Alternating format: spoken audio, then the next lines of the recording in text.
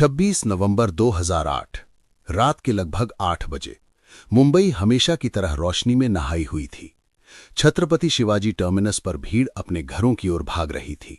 ताज hotel में मेहमान रात के भोजन का आनंद ले रहे थे और समुद्र किनारे ठंडी हवा चल रही थी। किसी को जरा भी आभास नहीं था कि कुछ ही पलों बाद गोलियों की आवाज इस शहर की धड़कनों को थाम लेगी। लेकिन इस भयावह रात की शुरुआत उसी शाम से नहीं हुई थी। इसकी शुरुआत महीनों पहले हो चुकी थी, उन सूचनाओं से जो अलग अलग दफ्तरों की मेजों पर रखी फाइलों में दर्ज हो रही थीं। विदेशी स्रोतों से संकेत मिल रहे थे कि पाकिस्तान में सक्रिय एक आतंकी संगठन समुद्री मार्ग से भारत पर बड़ा हमला करने की योजना बना रहा है। बाहरी गुप्तचर एजेंसी को कुछ संदिग्ध बातचीत के संकेत मिले थे, जिनमें समुद्र, मुंबई और विशेष लक्ष्य जैसे शब्द बार बार सुनाई दे रहे थे। इसी दौरान आंतरिक गुप्तचर एजेंसी को भी देश के भीतर कुछ असामान्य गतिविधियों की सूचनाएं मिल रही थीं। कुछ संदिग्ध नाम, कुछ मोबाइल संपर्क, कुछ चेतावनी संदेश, सब कुछ जैसे किसी बड़े षड्यंत्र की ओर इशारा कर रहा था। सूचनाएं थीं, संकेत थे, चेतावनियां थीं, पर क्या वे एक साथ जुड़ पा रही थीं? गुप्तचर दुनिया में जानकारी होना पर्याप्त नहीं होता। असली चुनौती होती है सही समय पर सही विभाग तक उसे पहुंचाना और फिर उस पर निर्णायक कार्यवाही करना। सितंबर और अक्टूबर 2008 में कुछ विशिष्ट चेतावनियां जारी की गई थीं। यहां तक कि समुद्री मार्ग से संभावित हमले का उल्लेख भी किया गया था। संबंधित विभागों को सतर्क रहने के लिए कहा गया, लेकिन क्या उन चेतावनियों को गंभीर खतरे के रूप में लिया गया? यहीं पर वो कथित समन्वय का अंतर सामने आता है, जिसके बारे में बाद में कई प्रश्न उठे। क्या बाहरी और आंतरिक एजेंसियों के बीच संवाद पर्याप्त था? क्या मिलीजुली जानकारी को एक साझा चित्र में बदला गया, या फिर हर चेतावनी अपने अपने दायरे में सीमित रह गई?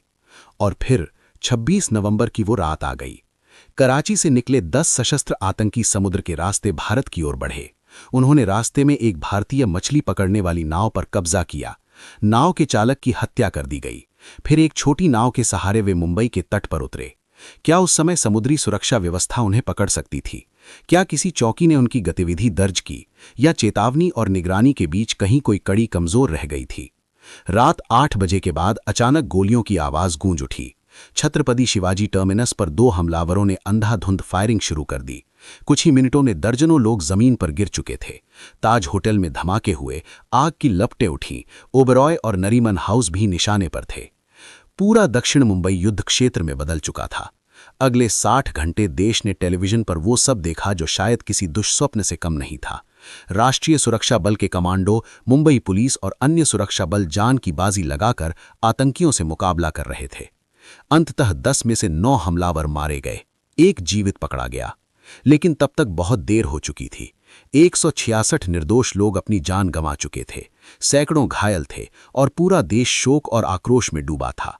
हमले के बाद जब धुआं छटा, तब सिर्फ आंसू नहीं थे, सवाल भी थे। क्या पहले से चेतावनी थी? क्या उन चेतावनियों को गंभीरता से लिया गया? क्या एजेंसियों के बीच बेहतर समन्वय इस त्रासदी को टाल सकता था? बाद की जांचों और संसदीय चर्चाओं में यह स्वीकार किया गया कि कई स्तरों पर सूचनाएं मौजूद थीं, पर वे बिखरी हुई थीं।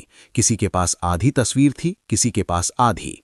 समस्या शायद सूचना की कमी नहीं थी, समस्या थी उसे एकजुट कर निर्णायक कदम उठाने की। ये हमला केवल लोगों की जान पर ही नहीं, बल्कि भारत की वैश्विक छवि पर भी प्रहार था। पूरी दुनिया ने देखा कि देश की आर्थिक राजधानी घंटों तक आतंक के साए में रही। विदेशी नागरिक भी मारे गए। अंतर्राष्ट्रीय मीडिया ने लगातार प्रसारण किया। विश्व के निवेशक, दाजनायक और पर्यटक एक ही प्रश्न पूछ रहे थे: क्या भारत अपने प्रमुख शहरों की सुरक्षा सुनिश्चित कर सकता है? इस घटना के बाद कई सुधार किए गए। तटीय सुरक्षा को सुदृढ़ किया गया। विभिन्न एजेंसियों के बीच साझा सूचना केंद्र को मजबूत किया गया। नई जांच एजेंसी का गठन हुआ। लेकिन सुधार अक्सर त्रासदी के बाद ही क्यों आते हैं? ताज होटल की दीवारों पर आज भी गोलियों के निशान दिखाई देते हैं। वे सिर्फ ईंट और पत्थर पर नहीं हैं, वे हमारी व्यवस्था की कमजोरियों की याद दिलाते हैं। शायद हर एजेंसी ने अपने स्तर पर काम किया था, शायद हर चेतावनी दर्ज की गई थी, लेकिन जब तक सूचनाएं एक मजबूत श्रृंखला में ना जुड़ें, तब तक वे केवल कागज बनकर रह जाती हैं। 26 नवंबर 2008 ने हमें ये सिखाया कि सुरक्षा केवल हथियारों से नहीं, बल्कि संवाद और समन्वय से भी बनती है। कभी कभी इतिहास युद्ध भूमि पर नहीं, बल्कि उन कमरों में तय होता है जहां सूचनाएं साझा की जाती हैं या नहीं की जाती। और कभी कभी एक अनकही चेतावनी की कीमत एक शहर को अपनी मासूम जानों से चुकानी पड़ती है।